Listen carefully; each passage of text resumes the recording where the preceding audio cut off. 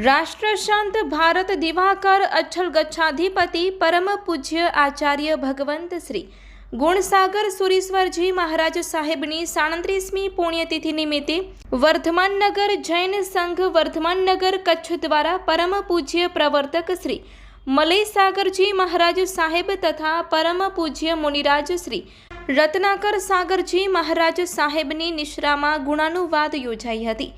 16 તપરાધકોએ અઠમ તપની આરાધના કરી હતી। પારણાનો લાભ સંઘ માતા મૃદુલાબેન અરવિંદભાઈ વોરા પરિવારે લીધો હતો।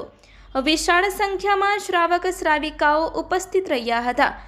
પૂજ્ય શ્રીઓએ રાષ્ટ્રશાંત પરમ પૂજ્ય ગુણસાગર સુરીશ્વરજી મહારાજ સાહેબના જીવનના અનેક પ્રસંગો વર્ણવી તેમના જીવનમાંથી પ્રેરણા લેવા અનુરોધ કર્યો હતો।